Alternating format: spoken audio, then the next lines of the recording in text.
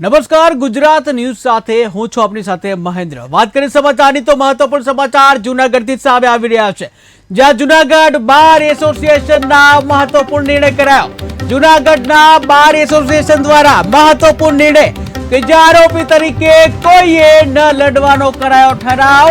ત્યારે રાજકોટ દુર્ઘટનામાં મૃતકોને પાઠવી શ્રદ્ધાંજલિ।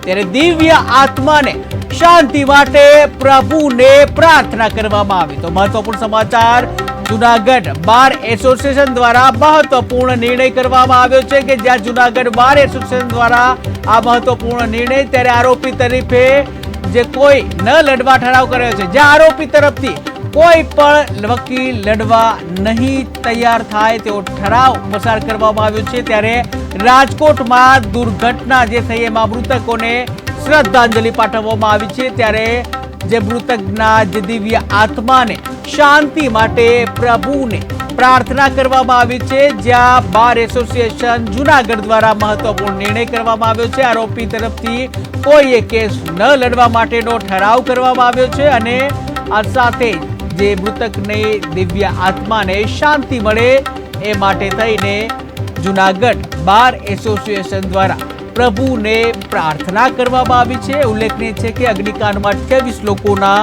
જે કરુણ મોત નીપજ્યા હતા અને તેને લઈને જૂનાગઢ બાર એસોસિએશન દ્વારા જે મહત્વપૂર્ણ નિર્ણય કરવામાં આવ્યો છે, જ્યાં જૂનાગઢ બાર એસોસિએશન દ્વારા જે આરોપી તરફથી કોઈ કેસ નહીં લડે તેવો ઠરાવ કરવામાં આવ્યો છે। ત્યારે આ દુર્ઘટનામાં મૃતકોને શ્રદ્ધાંજલિ પાઠવવામાં આવી। જૂનાગઢ ખાતે એક એવી શોક સભા રાખવામાં આવેલી છે કે જે શોક સભા કદાચ ગુજરાતના તમામ વિસ્તારોમાં થાય એવો બનાવ રાજકોટની જે દુર્ઘટના બનેલ છે એના માટે આજે આ શોક ઠરાવ રાખવામાં આવ્યો છે। આ શોક ઠરાવ એટલા માટે રાખ્યો છે કે અમે બધા એડવોકેટ જૂનાગઢના સમગ્ર ગુજરાતના તમામ એડવોકેટને વિનંતી કરીએ છીએ કે જે આ બનાવની અંદર જે લોકો સંકળાયેલા હોય તેના વકીલ તરીકે આપણે ન રહેવું જોઈએ।